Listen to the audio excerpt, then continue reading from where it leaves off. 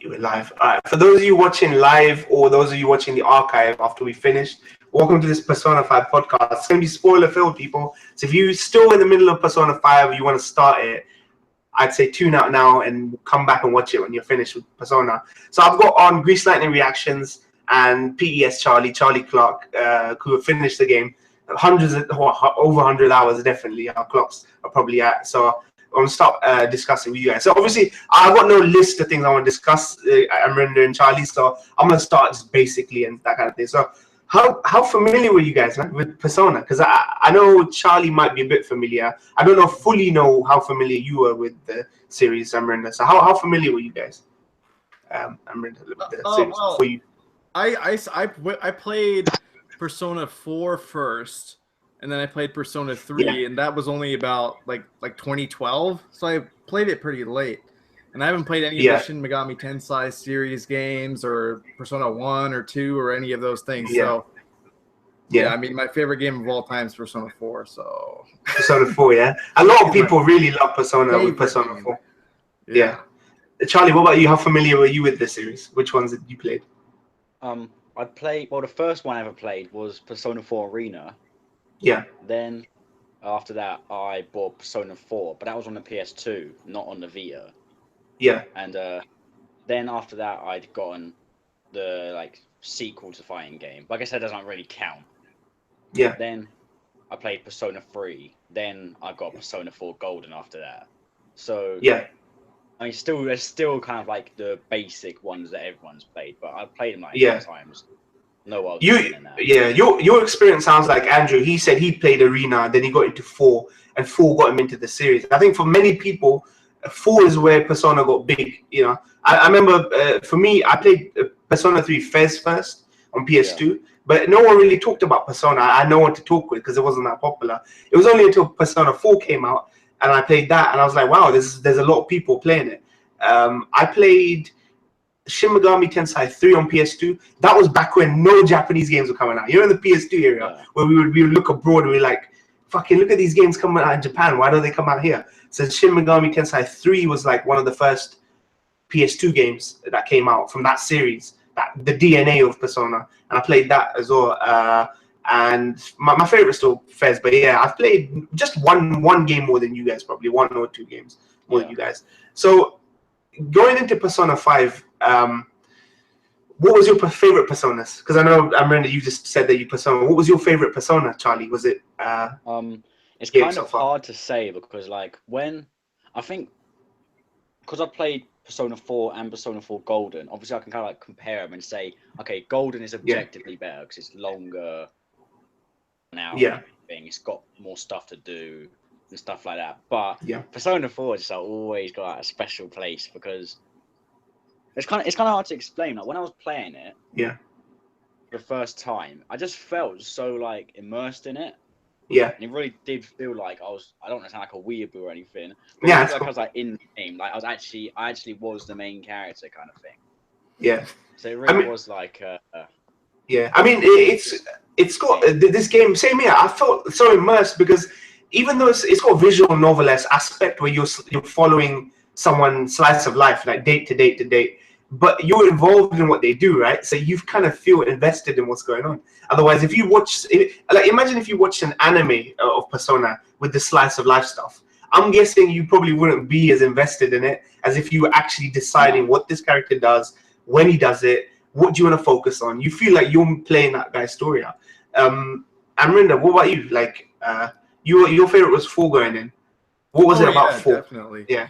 I mean, for the whole anime thing, I actually had my girlfriend watch Persona 4 the anime, and she said it was terrible. And I was watching it, and I was like, wow, yeah, it really is missing so many aspects. It's just it's so hard to watch. I really got to agree with Charlie here because the reason why I love it so much is that I was actually felt like I was in the routine of things. Like I had never played a game like this where you were going day to day. Contrary to most people, my favorite time in my life was actually in high school. So going back to that time period, like a lot of, like in Japanese culture, high school is what's looked on as like the golden time of their lives, basically. I felt the same way. And when that game ended, I was like actually depressed for a few days. Like with that ending scene with the waving to all your friends and stuff, I was like, wow, I'm not going to get any more of this. And I was playing that game every day, and I was just completely absorbed in it, and I'd never had an experience like that before. Yeah. The cast of characters, I guess, you feel like you've been with them for such a long time. You've been through their angst and issues that by the end of it, they're like friends, in it, like comrades. Like without sounding too weeboo, like Charlie said, they do feel like a bunch of people that you would want to hang around with and you spent time with. And say farewell to those characters can be tough, man, because you were directly responsible for how many social links you were going down, how much you wanted to find out about this character or that character. It's like a real friendship, isn't it? If you really give a shit about someone, you want to spend more time with them. And actually, before I go on, the quick shout out to PESCharlie, Controller's Illusion, Vlad the Champion in the chat, man. Welcome, guys.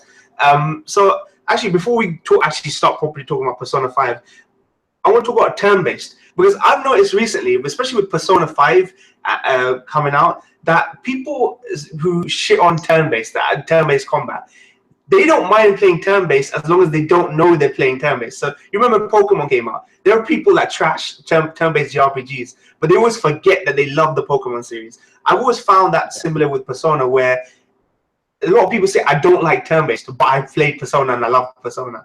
What do you guys think about turn-based combat?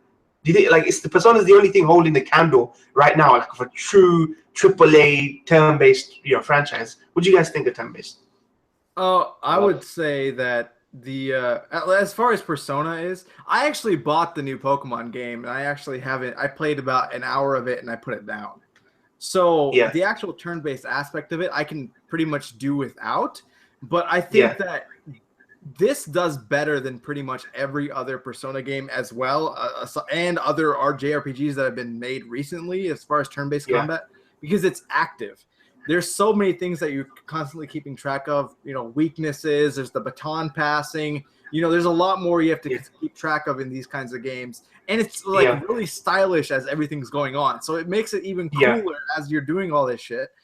And on top of that, as far as like combat is concerned, the previous Persona games even is a lot of just like hunting through menus and all that shit. And they finally are using all the face buttons on the controller, like other Persona games. Everything's really streamlined. It's just fun, like back to back. I mean, even as far as like the all-out attacks, you're doing those constantly, but you never get tired of it because of the individual screens that pop up at the end of the like they're really personalized, and you just don't get tired of it. It's just so you like the fact that you're not they're trying to make you less aware of the fact that you're navigating cumbersome menus by giving you streamlined options to really rush through those battles. What about you, Charlie? You think what was your how are you with turn-based games? I think it sounds weird to say this because turn-based kind of like was the start of like combat in like RPGs and stuff. But when I play turn-based, I think it feels like really fresh. Now I think it has like a unique level of strategy that you can't find, say, like just in a new Final Fantasy game, for example, where you're just like any other RPG. So I always really enjoyed turn-based. But Persona 5 really took it to a new level. It was crazy. I always enjoyed the combat in Persona. I think this was the first time where I was in the dungeon and thought, I don't want to leave the dungeon yet. I want to keep going until I'm all of my Because before it was kind of like, okay, I've played like I've fought against like 20 shadows. Let's just leave.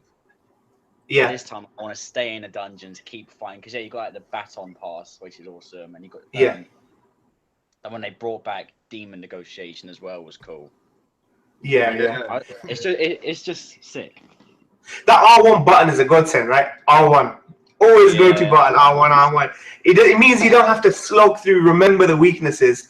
And I think that was the key. The R1 button, which fast tracks you to the weakness if you fought them before, was just beautiful. Because the quicker those battles were over, the more you'd want to explore the dungeon. You don't want to spend like 70% of that time in a long-ass battle that could be over in 2 seconds if you knew the weaknesses and all that stuff. So yeah, it was a godsend. I think all the streamlined options made I remember those moments in Persona 3 Fez, exactly what you're talking about, Charlie, where I was like, you know what, I'm fucking tired, man. I'm in this dungeon, this generic dungeon that's like a procedural dungeon. I've fought enough shadows. I'm running out of shit. Let's leave.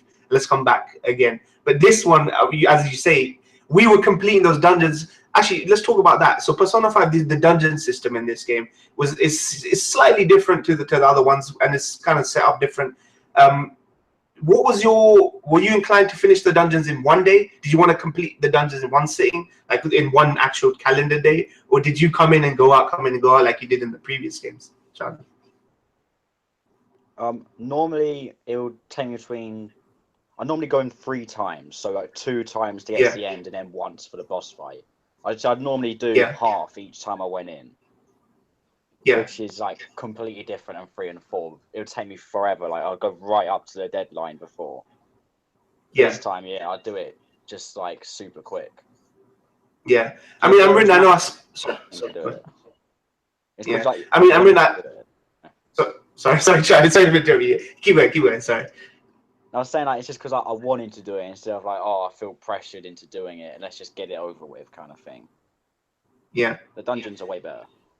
Yeah, I think I was the same, where I wanted to get to 50%, then leave, just because I could. Not because I wanted to, but because I could, and because it would replenish me and let me do some more of the social stuff. What were you, Amrinda? I know when I was talking to you, we were always aiming to do as much of the dungeon in the minimal amount of time possible. Oh yeah. At least after I learned that nightmare lesson of the first dungeon about getting put back a fucking week when you didn't. Yeah, and you didn't realize how many days you had left because it would skip ahead automatically. So, what about you? Were you more inclined to finish those dungeons straight away? How were you with it? I beat every single dungeon in one playthrough. Like, yeah, I got to the end every single time. I mean, at first it was a little difficult, but as soon as you get the SP replenishing items, it's pretty like easy because you're like.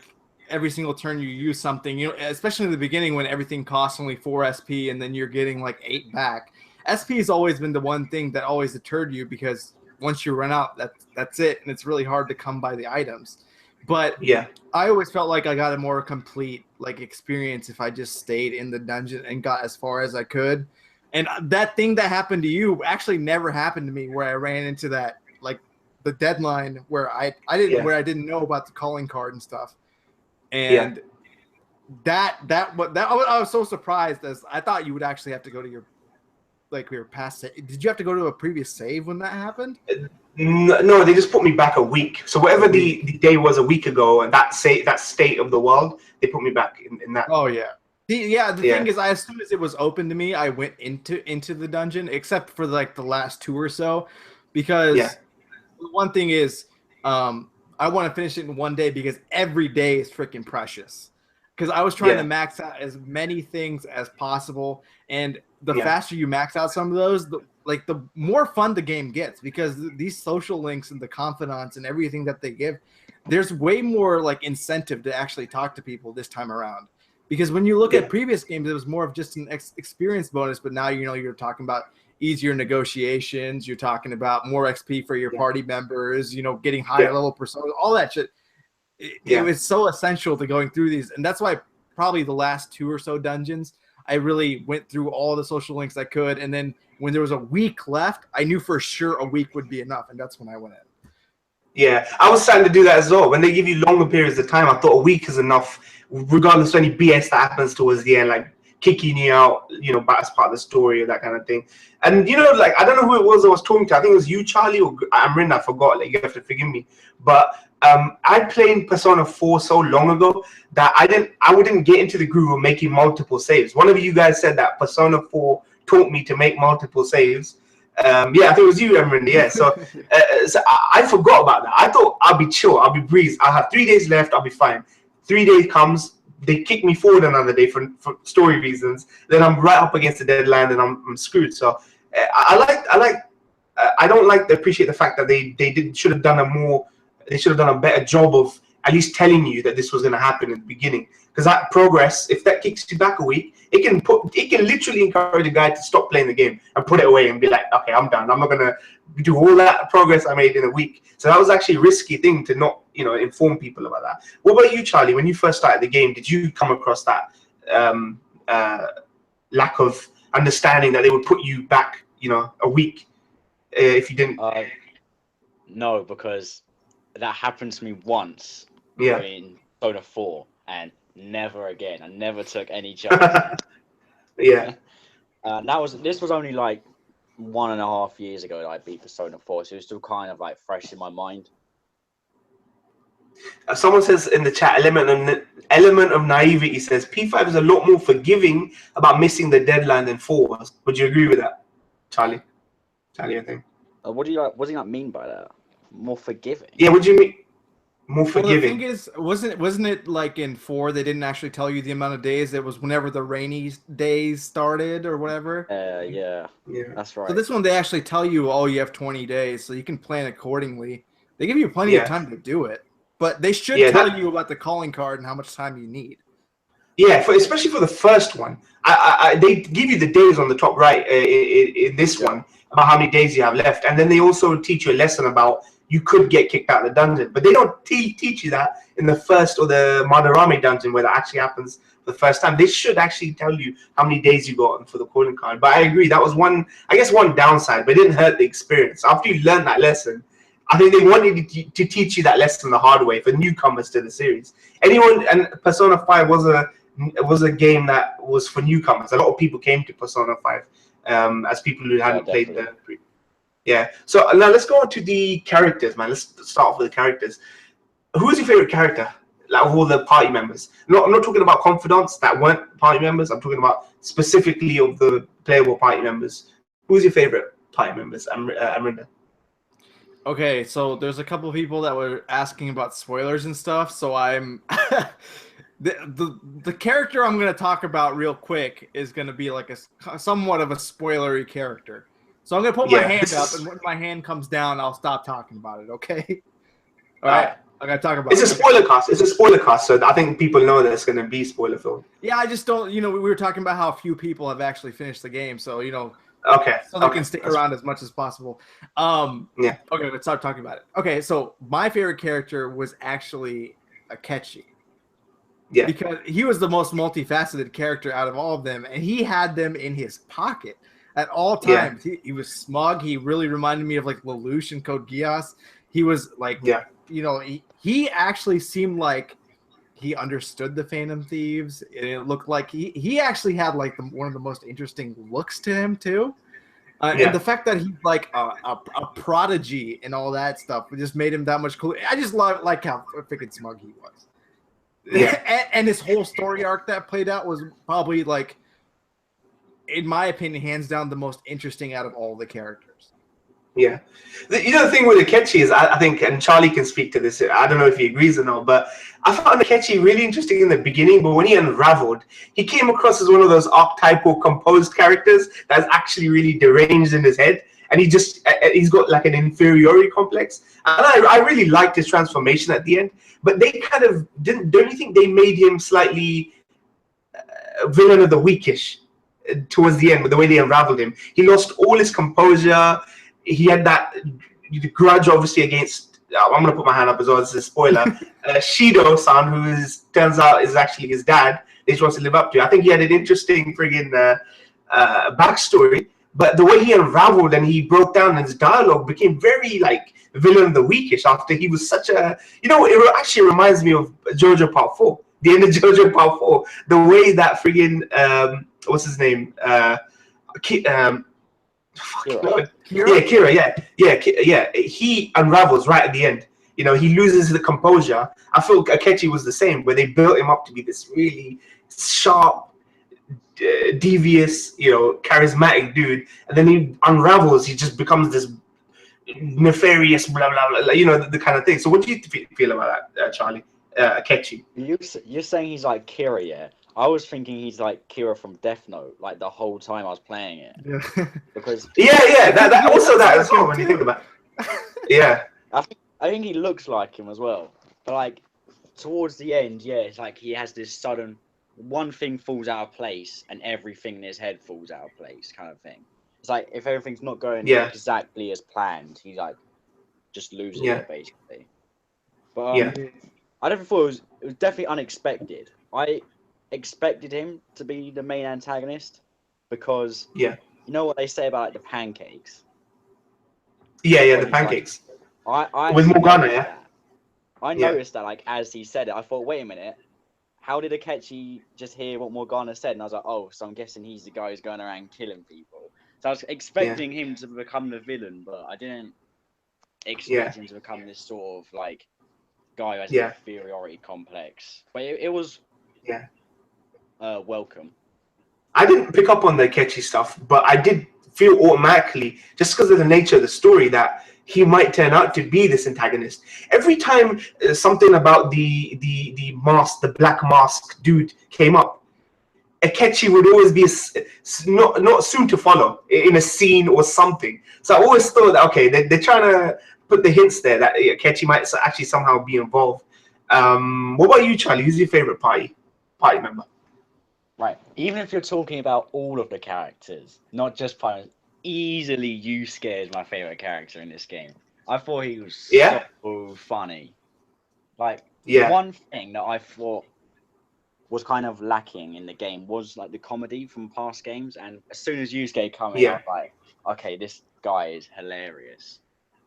When he came in, and like when we first saw him, he's like, Anne thinks that he's stalking her, right? I was just thought, okay, this guy is going to be a great character, but he was also really like interesting as well. Like the whole, like his social link was it wasn't what I was expecting. I thought it was going to be kind of light-hearted, but it was quite, he's getting these offers and he's going down the same path as Madarame. Yeah. But then he like kind of stops himself. I thought it was really cool. I agree with you with Yusuke. I think my issue would have been that when they set up Yusuke, I thought if they fucking set this guy up as a serious character, I'm gonna have some issues here because I can't take him seriously. I'm actually fucking so glad that he became the comic relief. His dry humor, he had very straight dry humor, and I think you're right though. He is the comic relief, and every time he was said something, I laughed. And his little banter back and forth, and he's very much that dry character. Doesn't realize his wit. He's like a Zest. You don't know Zest, but he's like that basically. When they're speaking seriously, you're in the inside judge being, oh man, it's him again. Him and his, his straightforwardness. So you're always laughing. I really like Yusuke as that character, and I think it wouldn't have been the same without that character. I think they needed to add that because I know you were saying about don't you feel that they don't have the bathhouse stuff anymore, and don't you think they've lost the comic relief in that game? I think you're right. Yusuke did serve that purpose, but in a different way, not goofy slapstick humor, but just dry wit, to supplant whatever the other guys were saying. For me, my party members, Ryuji, man. I know Ryuji's the first guy you encounter and stuff. The reason I like Ryuji is because the guy's fucking outspoken, man. He's always swearing. He's always brash. He says what he feels, and he's so passionate about it. He may come across slightly aggressive, but I think that's we don't have that character in anime, or I want to say anime because it feels like an anime at the end of the day. And you don't get straight talking, passionate dudes that don't give a fuck about bros before hoes type mentality. And you remember early on in the series, he would completely just boy off on, man. He was like, nah, man, my character, the main character, Joker, he's my boy, man. Forget you, man. Damsel in distress, blah blah, all that shit. I love that. I love that straight talking, man, because he wasn't this white knight character. He reimposed art projected onto the Joker, but I thought Ryuji would be that white knight dude, innit, that's trying to be helpful. But he was brash. They always looked down on him. They always discounted him, but he was such a brave dude. He had a good heart. So I thought Ryuji was definitely my favorite character early on, and straight through to the end, man. I was like, and all that banter between Morgana and Ryuji, like the trash talking they had, I thought that was a beautiful thing because it made all the Morgana stuff pay off when obviously hands up again. Morgana freaking went walkies, isn't it? And she had that beef and stuff. So Ryuji for me. Confidants now, and not limited to the party members. Who are your favorite confidants? People that you would hang around with who weren't party members. Let's focus on maybe on who weren't party members. Amrinda. Well, I mean, I went straight to Kemi. So, oh yeah, Kemi.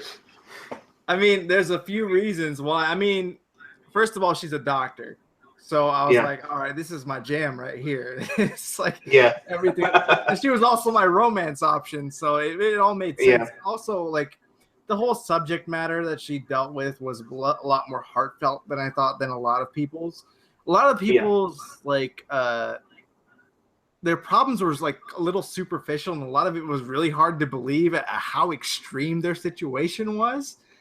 But for her, you know, with the whole situation with the kid and her feeling bad about, like, you know, trying to find something, you know, to help out this little girl, I could actually feel for that. And I could see someone getting into trouble in medicine and having to deal with all the ridicule and all that stuff. So actually working in a clinic myself and hearing about actually knowing people that have had to go through something like that made her infinitely more interesting than any other, like, character in the game. So yeah. I mean, Takemi, I agree with you. Takemi would have been number one, my first, I guess, wifey avenue for the game.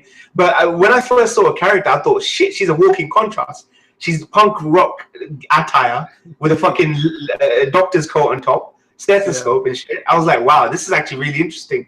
That, you know, she wears her interest on her sleeve, but she's a professional, man, and, you know, she's been through some shit. You know, she's got a private practice.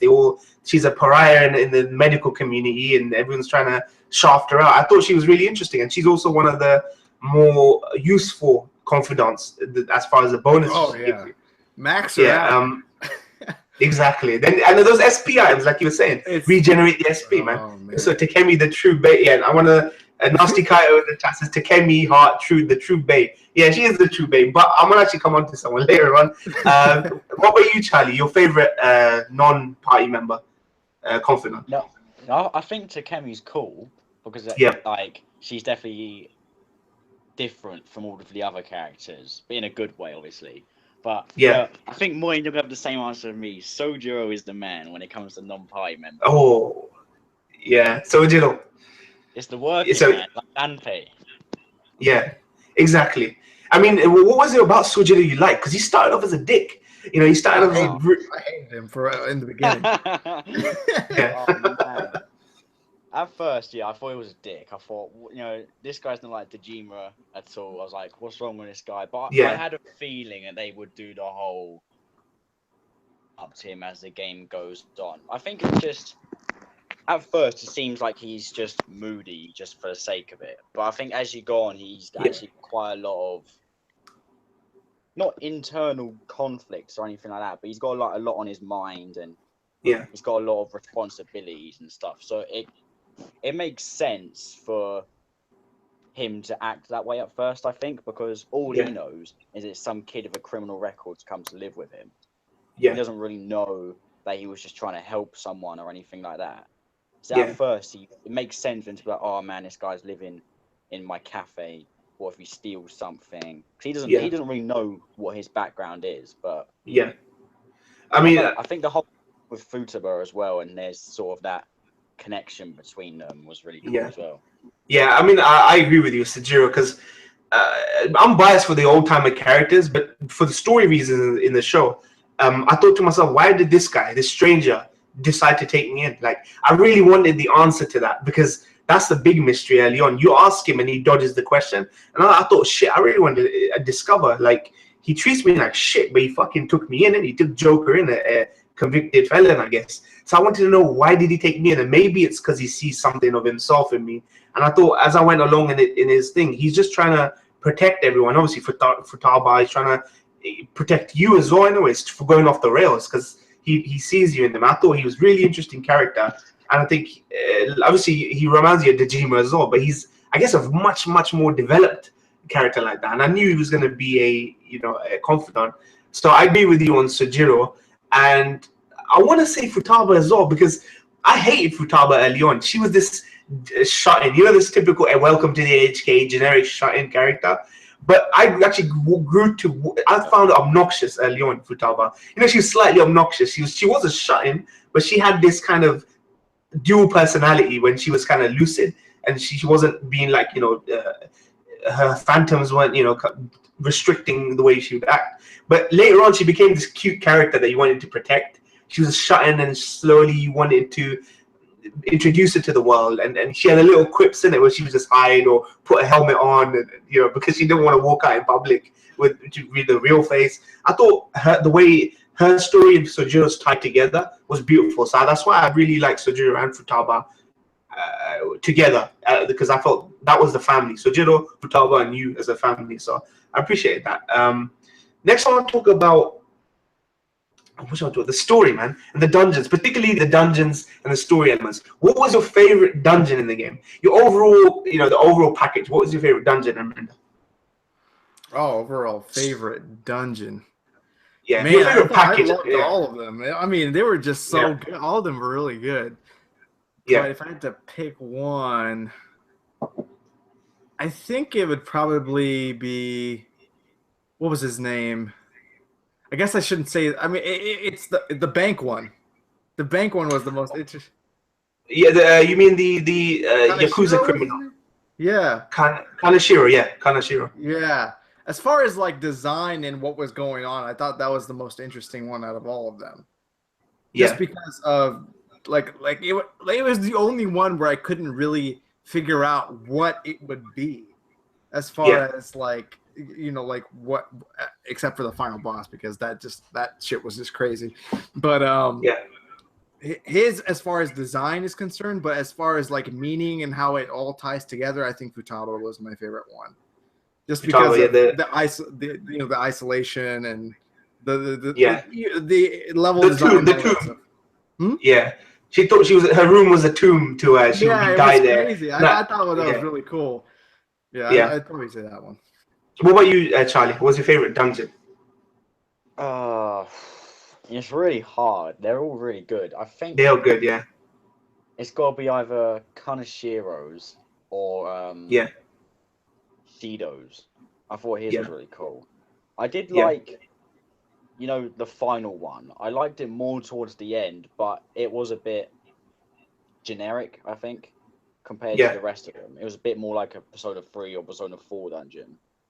Yeah. But they were pretty much all really good. They all had good music and stuff as well, I think. Yeah. And all of their enemies had like their own design, which was really cool. Yeah. And also puzzles as well. Yeah. You know, like, I mean, you're right. Yeah. There's so many. You can't really say one in particular, because obviously some bosses you preferred, but maybe some dungeons you preferred. And you're right about the last dungeon. It was very generic. I think they got a bit lazy towards the end. Was there one? So you would say Shido's one? Is that what you're saying? Particularly is one probably, that probably. Yeah, I think I agree with you in Shido's one. I like the fact that you were getting letter recommendations from these figures. I think the way they actually tied it in, because Shido's was interesting because he'd seen the psycho research, whatever that research was called, the fucking, what did they call it? Science research or whatever it was that Futaba's mom did. Yeah, something. And you know that experience will be different. And his projections of the people he was working with, it all made sense, innit? Like they were blabbing their secrets, but that's only because Shido knew the secrets of those people. And the way that they tied that in to his memory palace or mind palace was actually brilliant. I think some of the puzzles were really good. The rat puzzling, I think it was the most elaborate. Yeah. That was that shit pissed me off.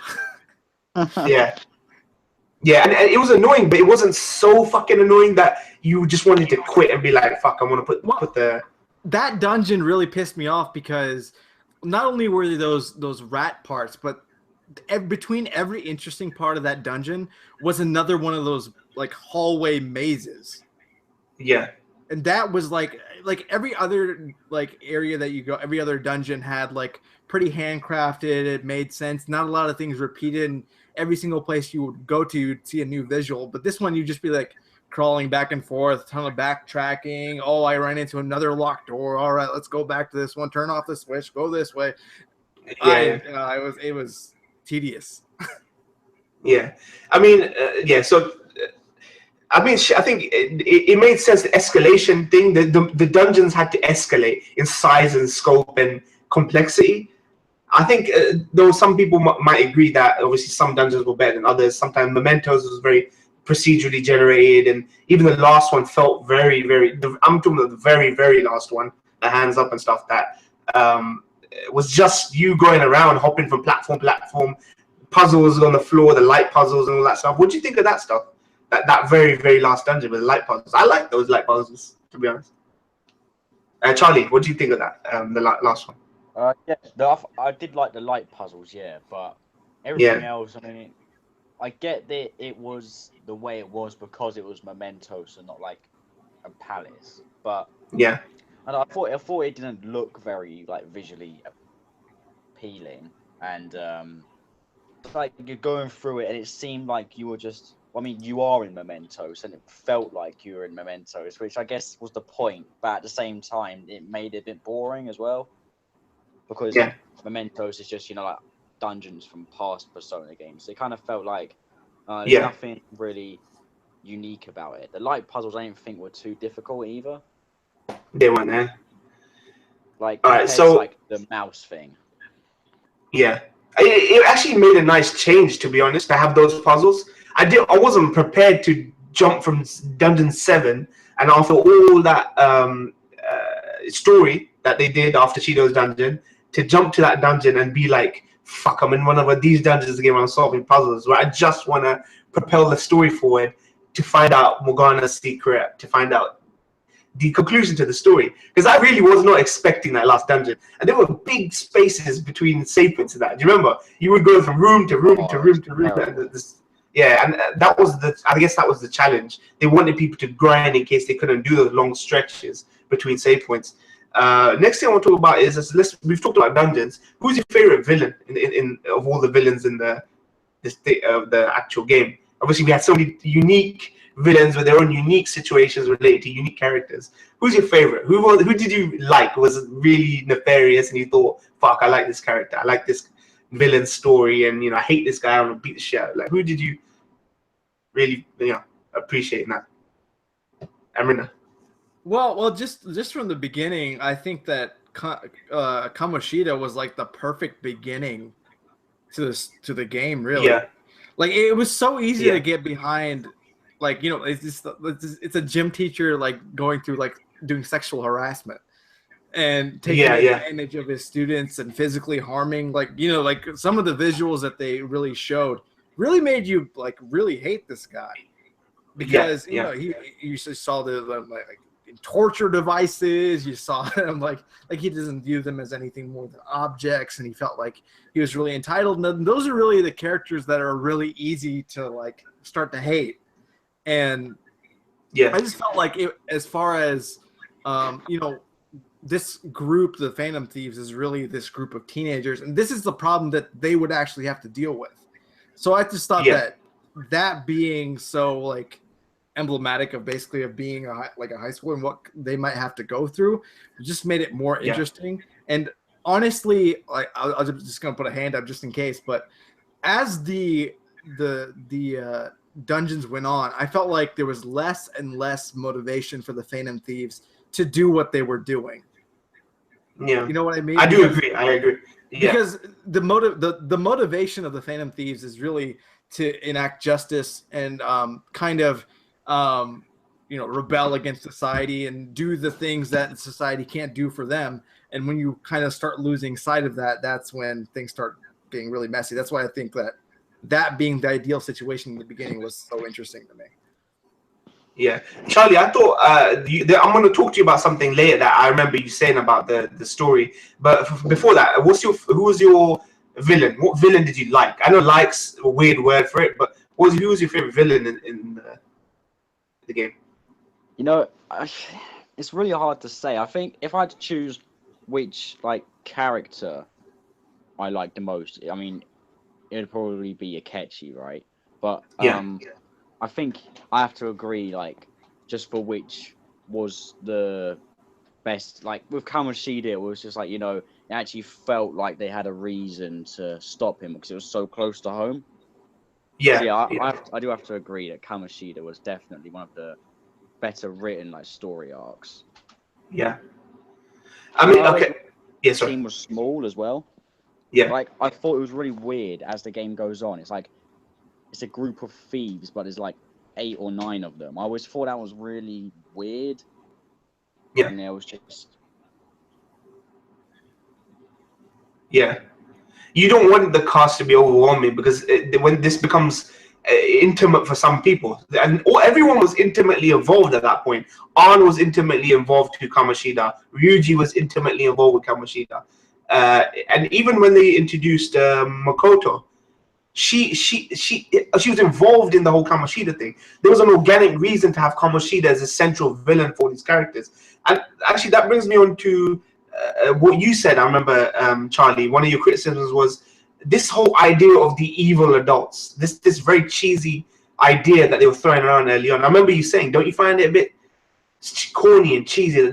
These teenagers are calling them evil adults, like adults are necessarily the reasons for all the ills in the world and stuff. And then I want to talk about the fact that Kamoshida was the perfect villain for the start of the game because was a very real reason for them to do it. But as the game went on, that term evil adults was used so fucking loosely. You know, they ended up taking on activists, Anonymous. They took down a dude that they didn't really hate. They just thought, yeah, he owns a burger joint and I heard he's doing this and that. It became very loose. What did you think of this whole theme of the evil adults? Do you think they carried that through, that narrative thread through? Or do you think they just used that as an excuse to put one male figure after another as a villain or a bad guy? I'll start with you, Charlie, and then I'll move on to Cameron. Well, I think that even if they didn't have this theme of like evil adults, and they still would have targeted like the same people. Like, I think if there was a teenager who was really evil, and they had a palace, they still would have stopped them, right? Yeah. But you could say, well, it's a coincidence they were adults, but yeah, I thought it was kind of like, okay, guys. After like during the Kamoshida, I was like, okay, they're saying evil adults, but then they started using it more and more, and it's kind of like you're acting as if there are no adults in your life that are helping you, like Sojiro, who's a main character, is always like there for them. And then like you know, hands up, even though you can't see it. I was like, you know, towards the end, he tells them, I'm going to help you guys. I'm going to shelter you, you know, come in here whenever you need to. Yeah. I mean, they will say, like, evil adults. But Sojo's, like, what, in his 40s or something? So he's obviously an adult. Yeah. And you've got Makoto's sister as well, who's not an evil adult. And every other teacher at their school who's not Kamoshida and arguably the principal as well. So it was a bit unnecessary. I think it kind of took away from, I don't know, kind of how seriously I could take them. Yeah, because it did start to feel as if, okay, you guys are just like angsty at this point. Angsty, generalizing. These, you know, Ryuji was shouting, these fucking evil adults. I was like, that's such a corny line to say. Like, who speaks like that? Who speaks like that? Your dad, your mom is probably, you know, is an adult. You know, they raised your ass. Like, everything has its place, isn't it? And but you're right, they started overusing that term, and I thought to myself, okay, they're using that term, but their motivations are so loose. Like, whatever comes up, they're going down that road. Like going to Sai's thing came off as a result of something else, or Medjed happened because of their own ego that they couldn't bear an activist group being against them. But I think they did bring that up. That is what we're doing selfish, or are we actually doing it for the better? And I feel as though they did rectify at the end when they said the biggest enemy is society, innit? Like, right, we'll talk about that later. Society itself, because in a democracy, it's the people who decide, innit, who the power is. So I agree, though. I think when you said that to me, when I first heard you say it, I instantly agree. I thought, you know what, Charlie's onto something. Like, it is a bit corny for them to be saying the evil adults when so much of it's contradictory. Next thing I want to talk about is. Let me get a little thing in for this. I'll somewhat agree. The thing that bothered me about it was just how plainly they said it. Was really like, you know, the lines were kind of like, I don't know if it's a localization thing or not, because some of the lines were a little cheesy. But when you think about it, you really get each individual, when you break them down, the theme of the entire thing is rebellion, right? Each of these people have really been cast aside for specific reasons. You know, you have the protagonist with the you know, adult giving him a fake crime charge. You got Ryuji, who is like physically harmed by an adult. You know, like he can't do what he loves because of an adult. You have Anne, who's being sexually harassed by an adult, as well as, you know, her best friend is, you know, going through a bunch of emotional difficulty with an adult. You have Yusuke, who was taken advantage of by an adult. You have Makoto, that is basically being blackmailed by a principal. You got Haru, which is being taken advantage of because of her wealth. You have Goro, who, you know, like family issues, adult. I can really feel for why they would, them specifically. I just didn't think it was like delivered in a way that really, I kind of like rolled my eyes every time they kind of said that, because I didn't feel like it needed to be said in that fashion, because I understood their motivations, even though, you know, you're right, because their motivations did stray as they went further and further. And I mean, really it's personified by Ryuji himself and the kind of things he was starting to say later on. But I feel like the adults being a little bit evil in their eyes was pretty justified just for them, like individually. Yeah, I mean, I can understand the whole premise of the story was that the youth don't feel represented by the adults around them. In fact, they get abused by the adults. I kind of understand thematically. I just feel the writing didn't deliver on the that. writing. Actually, you know, talking of this double standard, I want to talk about Ann particularly, because I know we haven't brought Ann up, and I doubt there's very much reason to bring Ann up in a podcast like this, but I do want to bring her up. I always found it that her story was very much linked to sexual harassment. Kamoshida was, you know, being inappropriate with and stuff. What do you think about the fact that early in the game, and in fact for most of the game, the party were pimping her out to be the distraction for so many of these enemies, for Yusuke, and even Sojiro, when Sojiro, to move Joker into the attic, sorry, to have Yusuke stay over, they relied on the fact that Sojiro had at least a sort of affection towards Ann. She was this character that they pimped out from the very beginning of the thing. Go distract this guy. Oh, he likes you. Go chat him up. Go do that. Undress for this guy. Do that. What do you guys think of that double standard? Well, they undermined everything that she went through with Kamoshida. What do you think about that, Charlie? Like, I'll get your comments, after Charlie. But what do you think about all that stuff? Did you notice that? Or did you think it was just... That hadn't actually crossed my mind. I didn't. But now you say it, there was quite a lot of times when they made her sort of convince people to do things because of like her looks or whatever. But especially with Yusuke. But I guess the difference with Yusuke is that like they knew that he wouldn't like try anything or anything like that. I think at first Ryuji was clearly like, okay, this guy's, you know, he's clearly just trying to see her naked or whatever. But I think as it goes on, he's like, okay, wait a minute, this guy just really wants to paint something. So I think it was kind of different with Yusuke, and especially if he's the same age as well. So I think they kind of knew that, okay, he's not going to like touch her or anything like that. But and now you say it, they did kind of pimp her quite a lot. Do you know, her story was, people only see the me on the outside. The whole slut shaming thing when the Kamoshida thing was going on. They only see me on the outside. They don't see the real me inside, innit?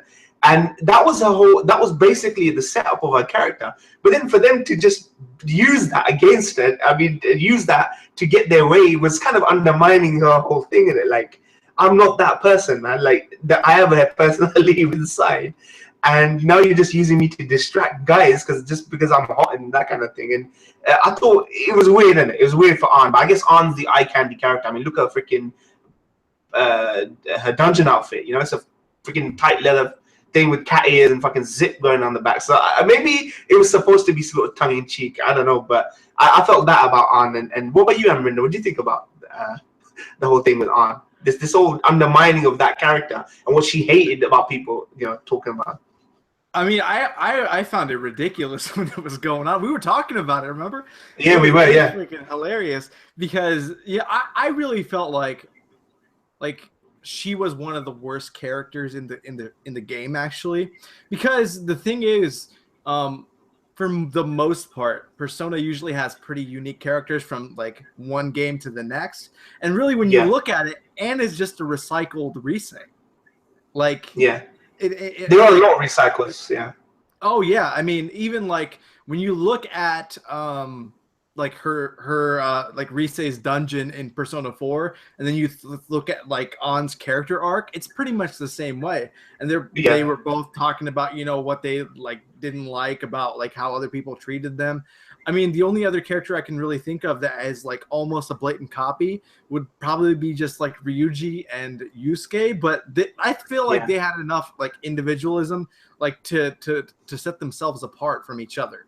So I mean, and I feel like out of the main cast, she's probably like the second weakest, next to Haru, because I just thought Haru was a terrible character. But okay. I just thought that she there was so much they could have done with her as far as that, and I felt like they leaned way too much on her like her friendship with Shiho.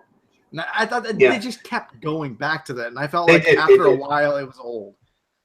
Yeah, I do agree that there's a recycled nature. I mean, even Ryuji's like Junpei. I like Junpei from Persona 3. He's basically, I guess he's the first character you meet actually in the game, same way as the Ryuji's the first guy, and he's got that character. He's just slightly more aggressive version of Junpei from 3.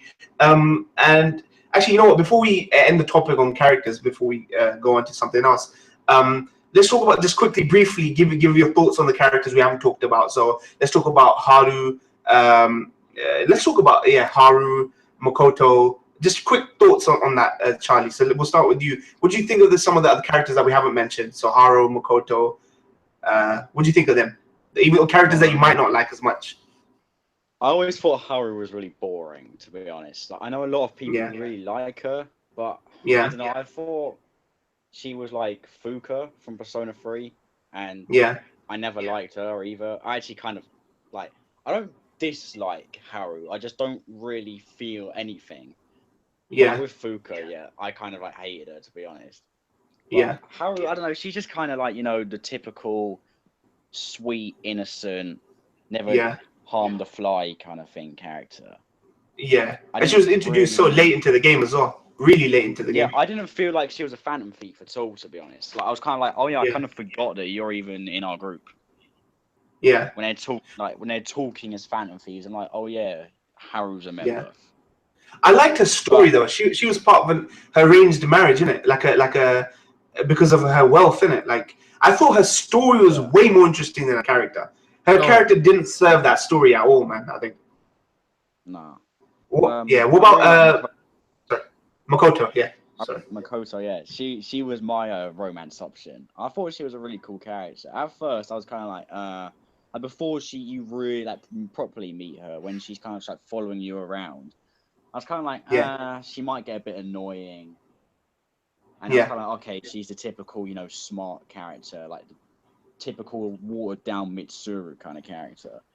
Yeah. But I think she's quite a lot different from Mitsuru, even though everyone compares them. I think she goes through their struggles are a lot different. Like Makoto, she's really more. I think she's more believable than quite a lot of the characters in the game.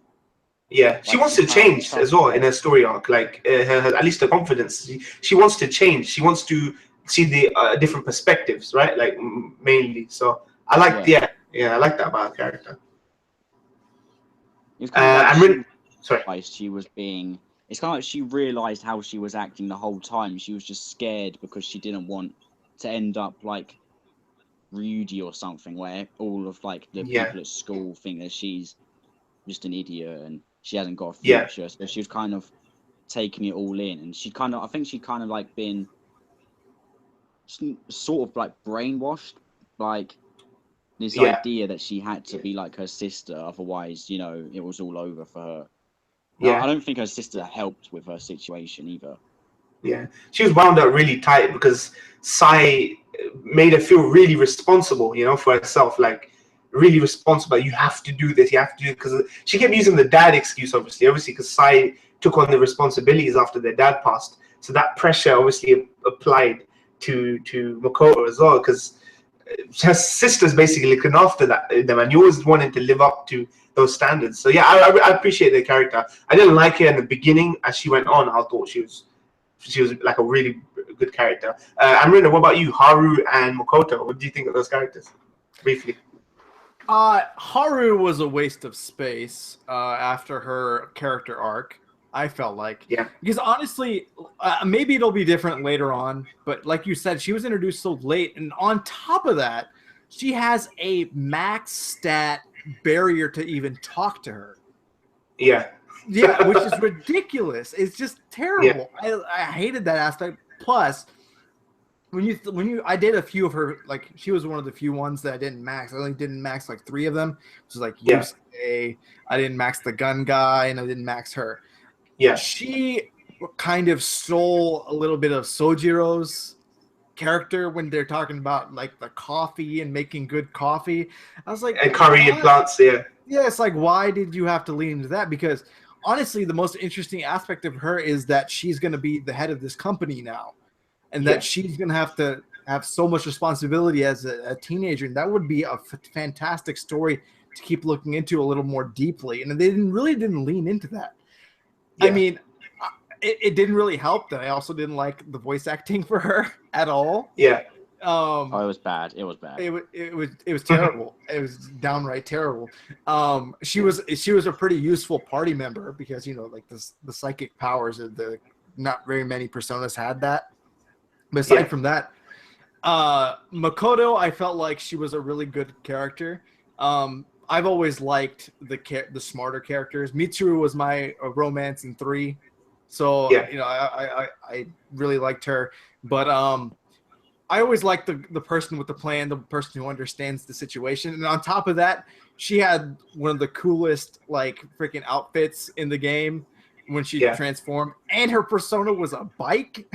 Yeah. I was like, wow. She's a rebel, man. I just thought of Shiva from Persona, from Final Fantasy 13. But yeah, the whole aspect of pressure and stuff, I can kind of relate to her because of the pressure that I've had when I was growing up. But you know, when someone tells you, you know, that your studies are everything, don't waste your time on other things, that really restricts that individual as in terms of personality. And seeing her try to bounce back from that was really interesting. And every time you really see her, she's really looking out for other people, even when, you know, Ryuji is like being really nasty with her in the beginning, even though she's really only trying to help out her own family and all that stuff. She's being blackmailed. She really stands up for herself, which is, I mean, not a lot of the characters stand up for themselves without like the group, but she straight up just tells off the principal, which was awesome. Yeah. It's just like, so in that regard, she was amazing. I also we didn't really talk about Morgana. So, we didn't talk about this. So Morgana, I have a love-hate relationship with Morgana. I think Morgana, much like Ryuji, is really petty, which is a little like one aspect that's hard to like, but you know, it's the OG. Really, it's the one who taught everyone everything from the beginning. So you can't really hate on Morgana too much. And I know you were really upset with the whole her not telling you to go to bed, and him. I keep thinking of her. Him it's a female voice actress. Yeah, I know, and she keeps telling you to go to sleep, which is annoying. We have that freaking like fairy character in your ear, like in Zelda. But I felt like the motivations and stuff, and like him. God, I keep saying that. Him wanting to really be wanted by the group and feeling like the more people were added, the less the responsibility he had. Because as soon as Makoto really joined, he was no longer the one who really like laid out the operations. Yeah, so that's true. What good was he for at that point? So I thought that was interesting. I just want to put up the spoiler hand. I thought the reveal for her was actually terrible. I agree. I really agree. Such a letdown. We'll come on to that. That's going to be the next topic. Before I go, I'm going to talk to you about Morgana, Charlie. We'll talk about the whole end game scenario right after this. What do you think of Morgana? Because before I go on to Charlie, I want to say that I love the Morgana as a character because, you know, even though Joker is this kind of character that you project on, he's basically mute unless you say something. I felt as though the whole Morgana Joker dynamic, you felt like there was a little bromance going on there with Morgana and Joker. You always felt that is something that could not be touched. Morgana will be arguing with Yuji, going off in a strop. But Joker and Morgana will always be there together. She slept in your fucking attic. She was on your bed having nightmares. You know, you talk to her. Sorry, him. Talk to him. Yeah. And I thought that was a beautiful thing. I loved Morgana not as a device for the game to funnel you down routes. I liked Morgana as a character. I think he had a distinctive personality, but I just didn't like the way they used him to put you to bed every friggin' night. And I was like, okay, just give me some freedom. What about you, Charlie? What do you think of Morgana as a character? I kind of have mixed feelings on him. Like, the whole like go to bed thing, I don't count that against his character, because I see that as more of like a game problem than just not something. It's not his character exactly. Yeah. I don't know, with these sort of like Morgana and Teddy sort of characters, I'm always a bit like iffy on them, because they can be quite interesting, but at the same time, sometimes I think, please just shut up, like stop talking, kind of thing. Like sometimes Morgana, like sometimes I thought, oh, you know, this poor guy, he doesn't know where he comes from. I hope he's all right. But other times I think, you know, just stop pretending that you're this really amazing Persona user. You're only a level 2 or something like that. Like, just stop. Yeah. I don't know. It's just, I see a lot of people saying that he's like the best character in the game, but I didn't see that like at all. I think a lot of people gravitate towards the cute, cuddly little plushy characters, isn't it? Like those kind of things. They always gravitate I'm towards kind them. of iffy on those sorts of characters, to be honest. The sort of like more like moe characters. Yeah, exactly. So, actually talking about that, let's talk about the whole revelation with Morgana, where they built up the fact that, or at least Morgana was building up the fact that he thought he was human and that this form was temporary, or you know, he wanted to regain his memory, so he understood what the hell happened to him. What do you guys think of the whole revelation that Morgana is just an avatar created to guide, you know, these Persona users? What would you think of that? Amrinda, I'll start with you. What do you think of that? I could have told you that from the beginning of the game. Like, honestly, like, they literally just said exactly what happened in the beginning. Like, he is the one who teaches you everything. Oh, like, I think that revelation was terrible because they were building it. They kept building it up. And once the end of the game happened, we kind of did the final dungeon. I knew there was going to be more because I was like, all right, there's still this really big thing that's going to go on with Morgana. Like, is Morgana human? Is it really just a cat? Like, and it was like, no, it's actually neither. You're just like a created thing. And it's like, okay, no, I'm not going to accept that. It's just like, it felt like a cop-out because they couldn't figure out something that was good enough for that. And I really wonder if they really saved that for the end of the game to figure out what that was going to be. Yeah. Because I thought the most interesting part of that whole ending was the situation with Igor. Yeah. That, like, tripped me up. I was like, what? Yeah. It's like, that's not Igor. And then the whole situation with the twins actually being separate, like being separated by an evil entity. I always dislike the fact that they go like mega ultra like super scale in the end of Persona games, because it kind of undermines what's going on. Like, you know, these are like regular kids that come upon power. It's so hard for me. I was like, all right, now they're challenging a god. Okay. God, exactly. The whole public doesn't really like them. They haven't changed anything, but all of a sudden, like, okay, they're like, oh, please, Phantom Thieves. I'm really believing what's happening on screen. They're fighting God. Please defeat God. Yeah. And I was like, what? Spirit bomb, Spirit bomb type shit. Go ahead. I just hated that aspect. Even like, I knew Mementos was going to be like something pretty central to the thing, but even the revelation, I felt like there was going to be like some big bad in the bottom, not like just like some freaking like gizmo that turns into a giant thing with a bunch of hands. I think the most interesting part of that entire final boss battle was when like that freaking ultimate Persona comes down. That shit.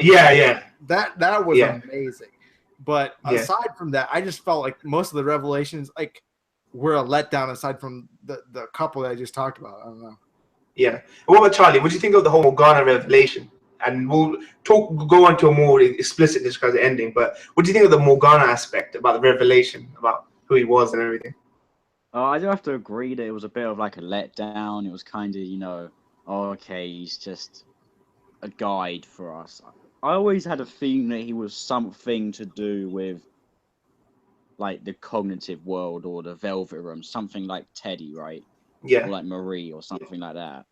I always kind of had that kind of feeling, and I kind of felt they wanted you to think that because of like the nightmares.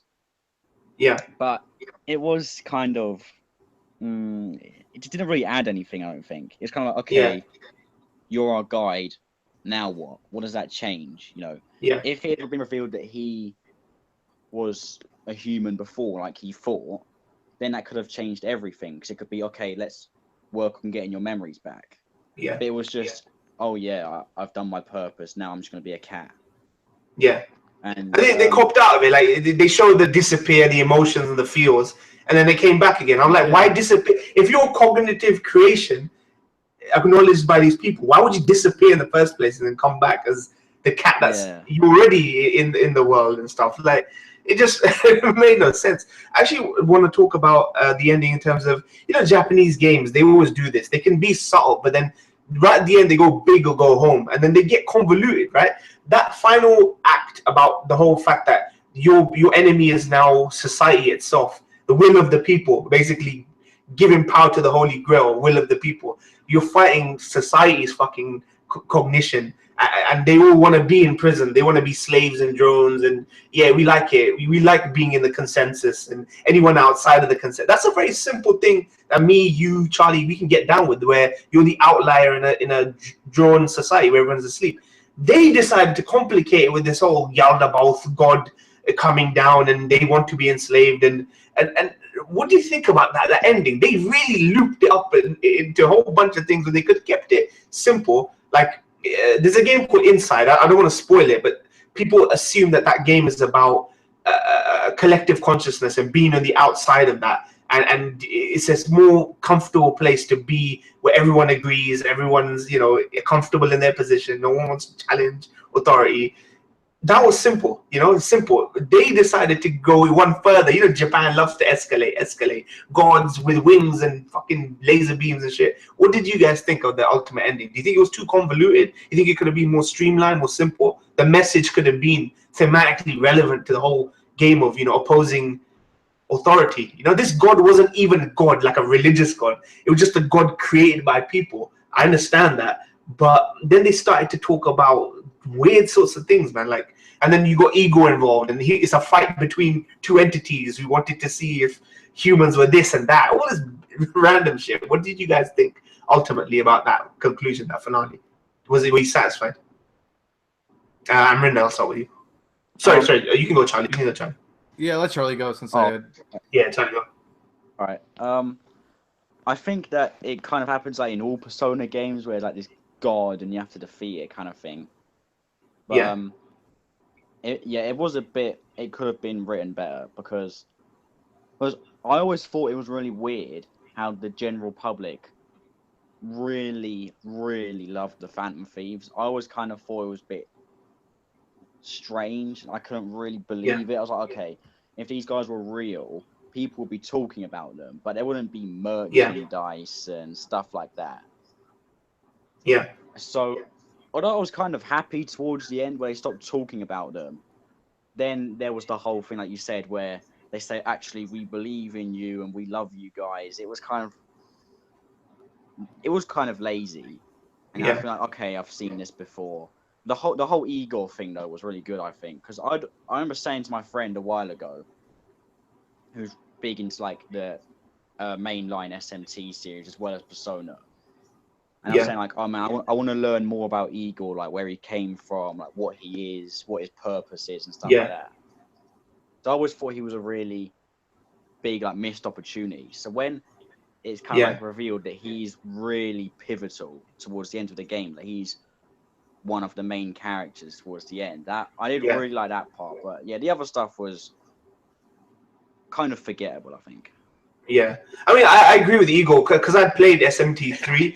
The whole idea of an old dude and a little girl next to him, that imagery is in the old SMT games. Like, and then the whole thing with Ego revealing himself. So I felt it would harken back to SMT games where the two twins, you know, fused back together into the one entity. I forgot her name, whatever it was, but. I like that aspect of it. I think the canon aspects of the show. I think. I mean the game. But the ending, Amrinda, man, what do you think about that? Do you think it could have been more streamlined, more simple? Yeah, well, the thing is, I thought that it started going downhill as soon as Shido confessed. When he like the whole idea is like they really wanted to be ruled, right? So it's like, okay, we don't want to think of the alternative. If we have no leader, what are we gonna do? But it kind of harkens to like, you know, like even like America's like political like campaigns and stuff. Like certain like things of this nature were discussed, but in this instance, this is a man who is legitimately confessing to murder and like all that shit. Like he said that this is not people speculating. This isn't something that's becoming a case. I can't believe for an instant that a populace would really just sit still and try to forget what was happening after something like that happened, because it just doesn't make sense. And as soon as that started happening, it started going worse and worse and worse, because in Persona 4 specifically, when you talk about the true ending there, the awesome part of that wasn't the actual like fighting the god, you know, all that stuff. It was that it was so subtle in the beginning with how you got your power with the whole gas station situation. That was what was interesting about it. It has never been interesting with the whole god situation. It's like, okay, there's some secret boss thing that we're fighting. It's just another thing to do. But in this case, they really wrapped it up into the story as if it was like quintessential to like really add to this. I thought the whole idea of really changing the hearts of the general populace itself was a genuinely good idea, but they did not show it in a way that I felt like was like believable or interesting. Like Charlie was saying, Mementos itself wasn't really interesting to see. Like, you know, you kept like from the design aspect as well as like just what it amounted to in the end. When you're getting hit by like lasers from like the skies, and this guy is like raining all this shit on you, and you just stand up through the power of friendship, and it was like I can't like really like, I don't care how powerful you are, this isn't something you should be able to stand up to, and I don't think it needed to escalate to that point, because the whole thing that I found so powerful about this story was really a group that wanted to do good that started to lose its way. And they started thinking about more about popularity rather than the actual like good that they're doing in society. So, you know, like when Medjed targeted them, it was that was a problem because they dared to interfere with them. They didn't actually do much. They just threatened to like, you know, like we're going to tell everyone who you are. It's like, okay, so we're going to retaliate because of that. And then, you know, exactly. Right after that, what was the second to last dungeon again? Oh yeah, the Okamura Foods. Yeah, he treated his people like shit, but that is like they did not need to go into that situation. Like, exactly, they were saying, "Oh, I really need that. Like, that's a terrible person. It's our responsibility." Not until you find out about the forced, like, arranged marriage and Haru being put into the situation did it feel justified in any way. Yeah, it really. I mean, Shido was justified, but I actually find it surprising that friggin' Okamura Foods got the dungeon, but Haru's husband didn't. Engaged. Due to Engaged didn't get into the palace. He was in the palace, but it wasn't his palace.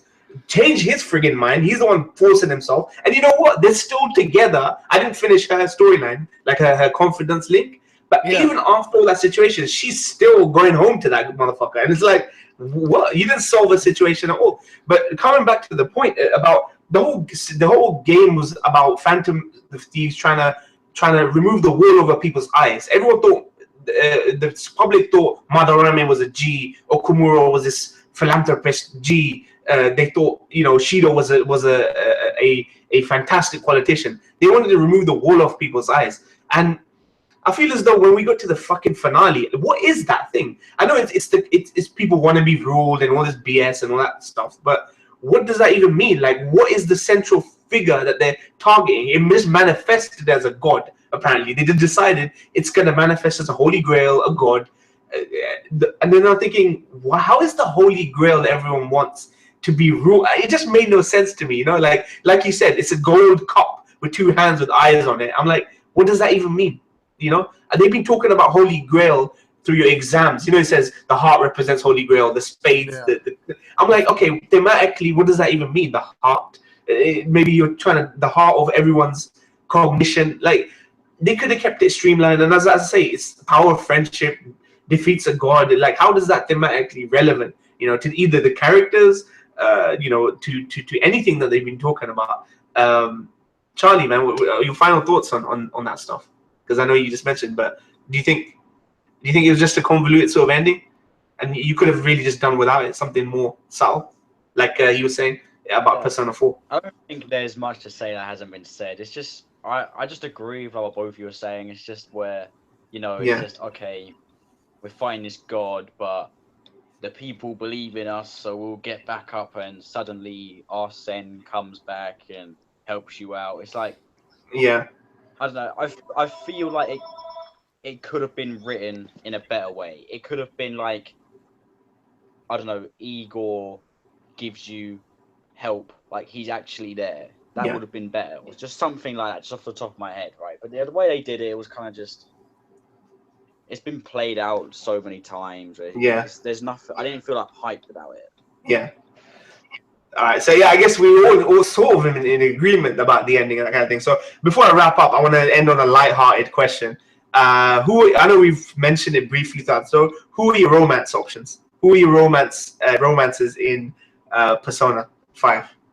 I'll start with Yemen. And what, actually, more specifically, why? So at least some of the viewers that left, they get some insight into how you decide who your romance is. So, Yemen, who is your romance? Well, I can go over the ones that I was. I'll say the one that I picked, and then the other ones that I was wondering about. So really, the number one was Takemi. Yeah.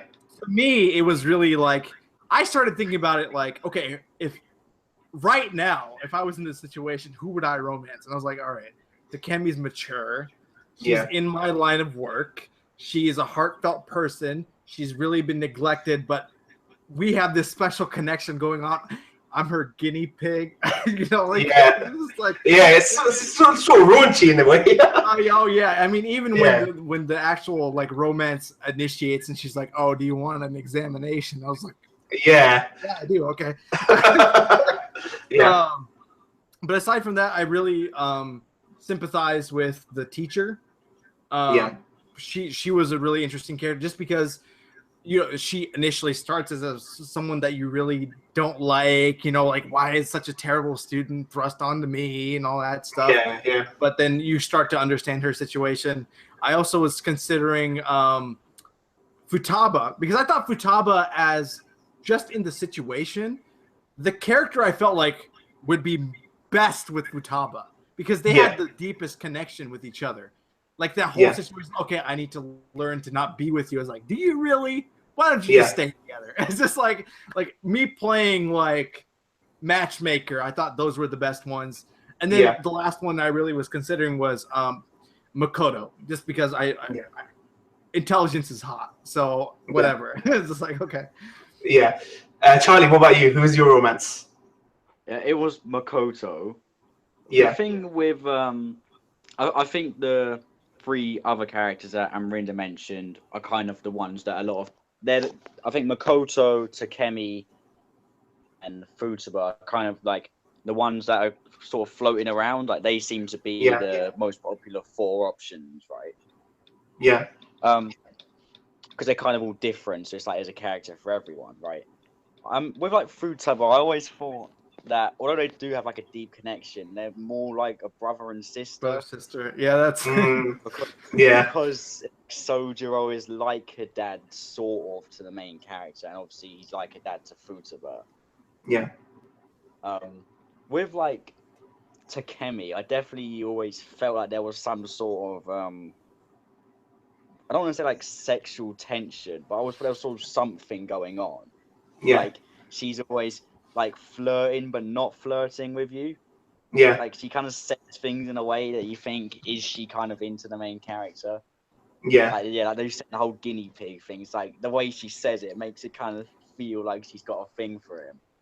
Yeah. But I always thought Makoto was just, I didn't think they had any sort of special chemistry, but I just really liked her as a character. And I was just thinking, okay, if I were in this situation, yeah, who would I want to date? And I thought I'd just go out with Makoto, to be honest. yeah. Like, I thought Ann was a little bit boring. Oh yeah, very generic. Before the game came out, I kind of expected her to be my favorite of the female characters, but then I was kind of let down by her. Yeah. I didn't think she was terrible, but I thought she was a bit plain and just I don't know, not very interesting. Yeah, absolutely, man. A lot of the more minor characters, I didn't sort of have any incentive to go and talk to, like the fortune teller and the list. I didn't really think they were all that. And Haru's boring. I'm not going to go out with her. Yeah, I mean, definitely the journalist. She wasn't that interesting. She was just getting drunk in Crossroads bar in that. So I was never inclined to go there. Some people might laugh.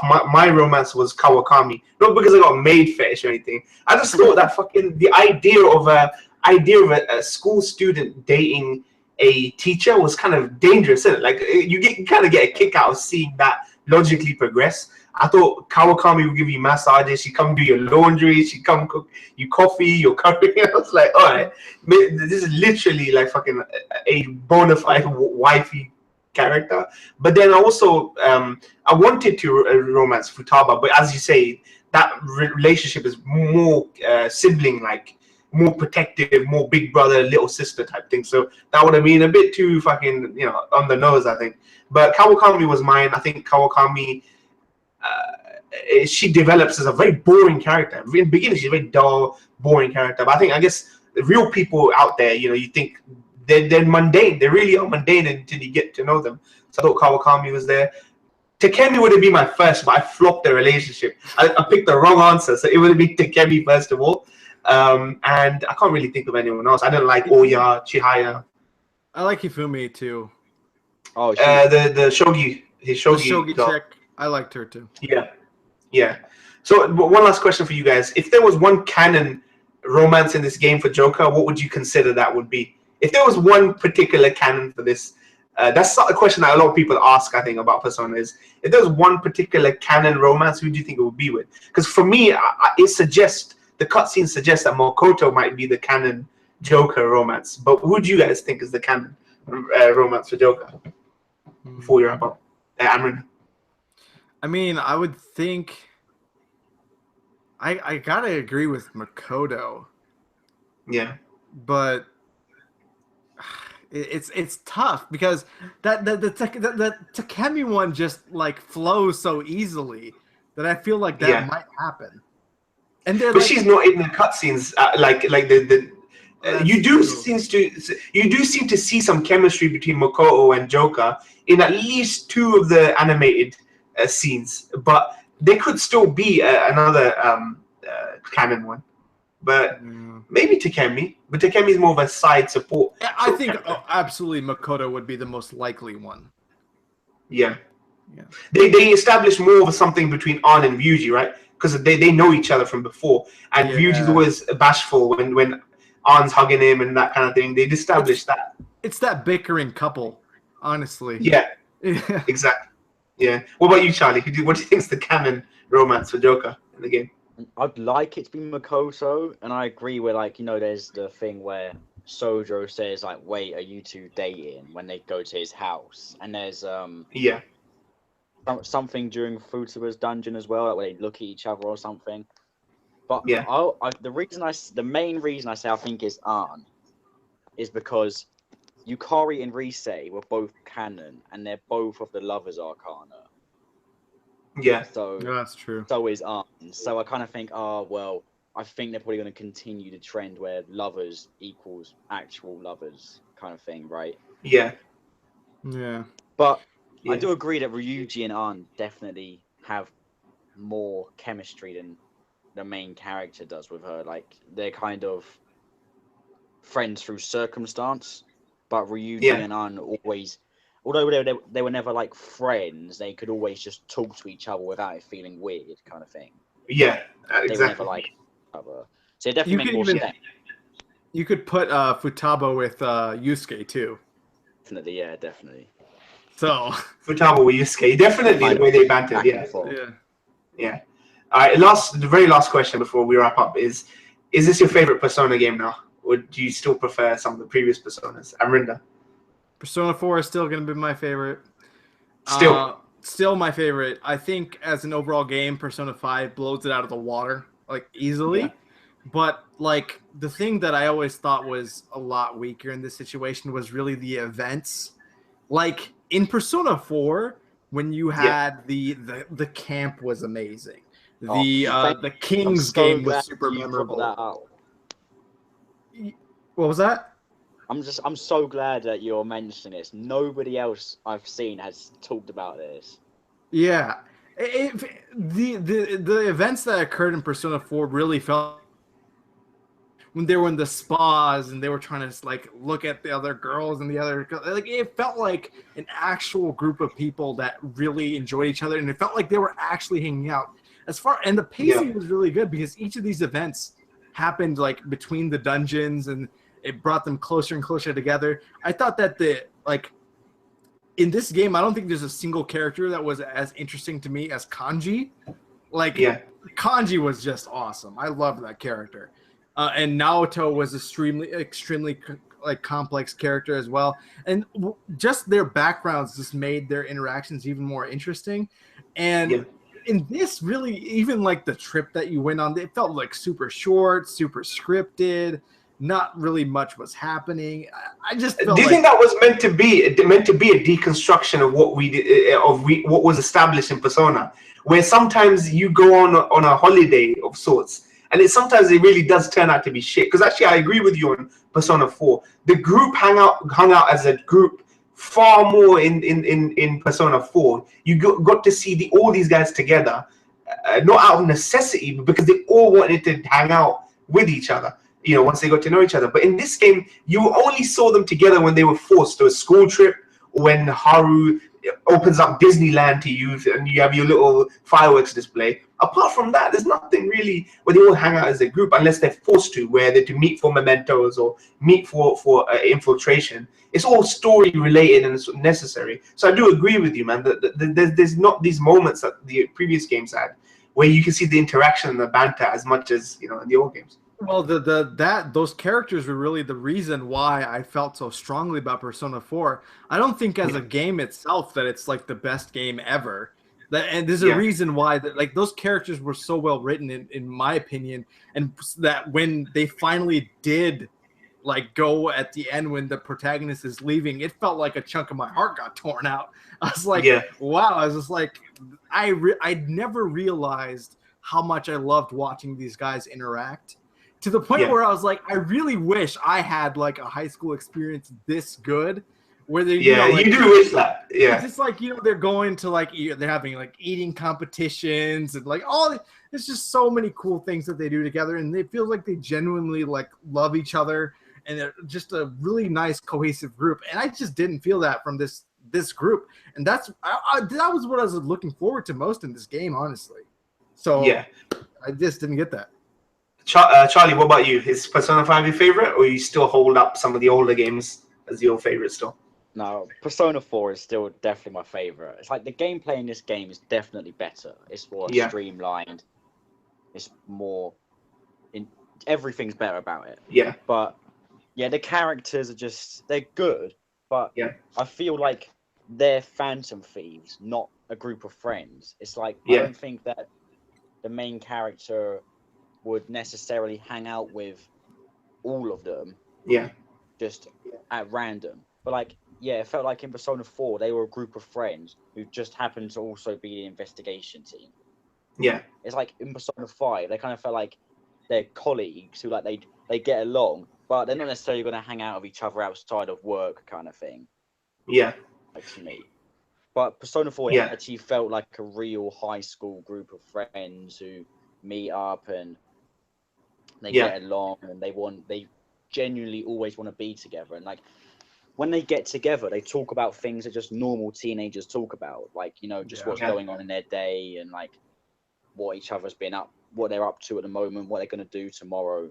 In Persona 5, it was all whenever they met up, even like when you go on holiday to Hawaii, they're talking about Phantom Thief stuff. Yeah, they are. They bring even though they bring it up. Yeah.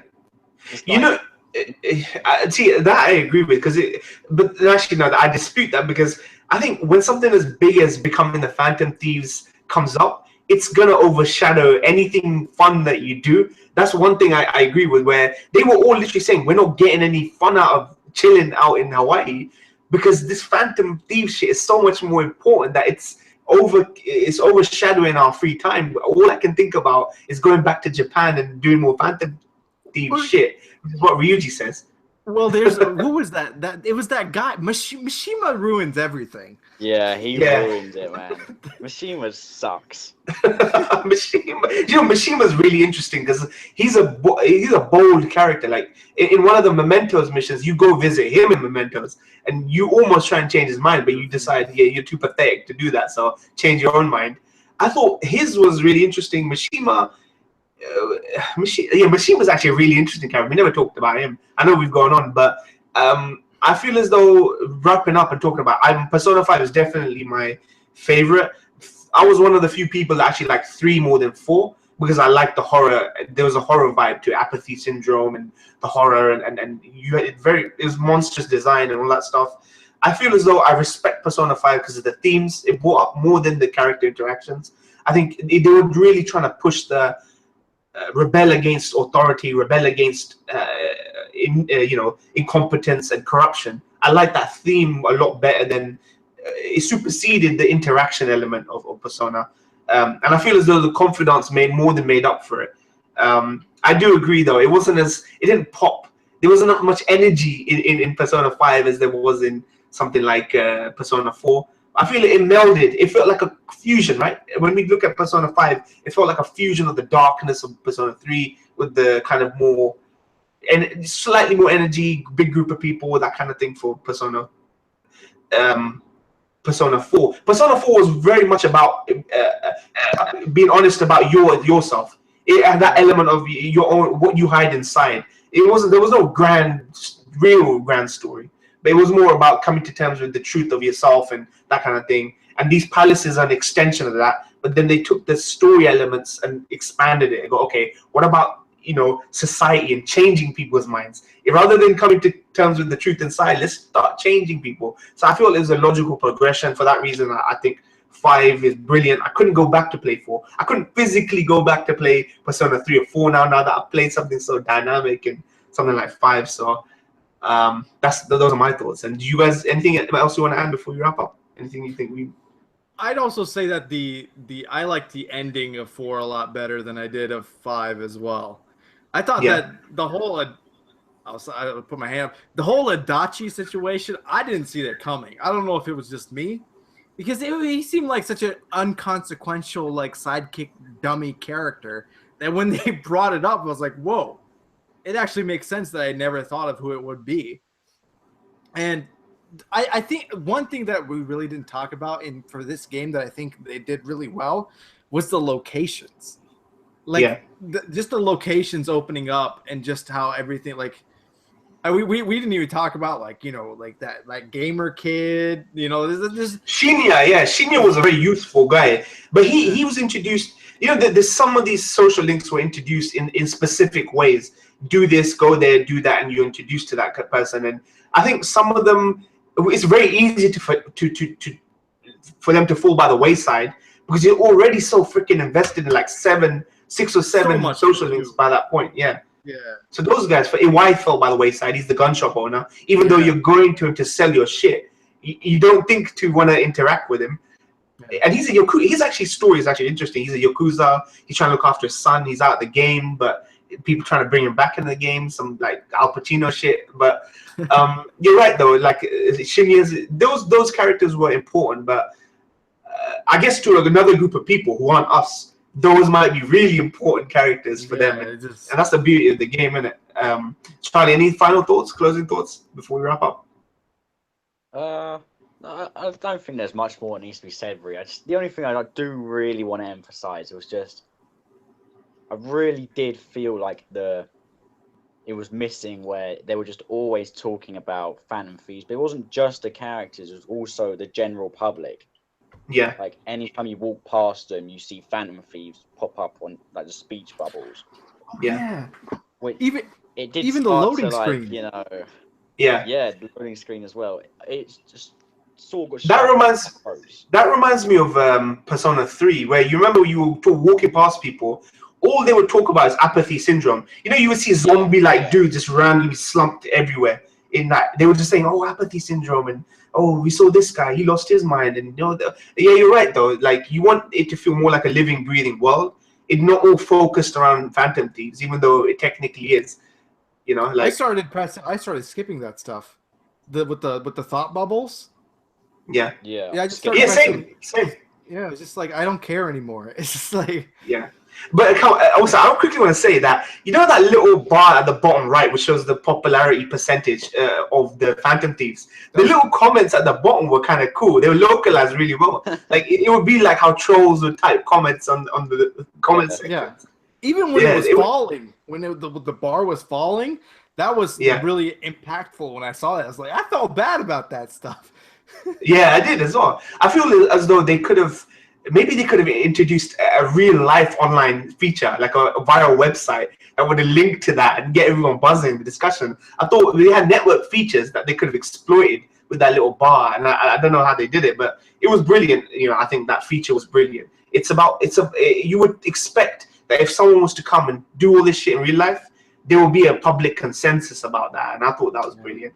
But yeah, look, I'm gonna wrap up now. Thank you guys for joining me, Charlie and Rinda, man. It was brilliant, man, and I'm glad we could arrange this. And the game's brilliant. Any of you guys on the fence who are muting it when we were talking about spoilers, go check it out. It's fucking brilliant games. Like, plenty of value for money for sure, and well worth the game. And if you're into anime, which most of you probably are, because you're on a friggin' reaction channel, you'll love it as well. So thank you guys, and thank you guys in the chat. On those watching the archive. So peace out, guys, and I'll let these guys say goodbye.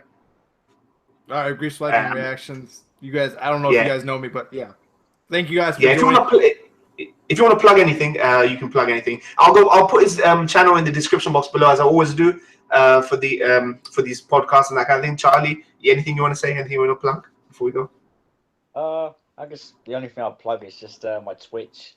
It's just twitch.tv/PESCharlie. I got a capture card recently, so I'm going to start streaming stuff, mostly just like Tekken and stuff like that. But thanks for having me on. It's been fun. Awesome, Charlie. Awesome, Rinda. From all of us, man. Peace out, guys. Thank you for joining us.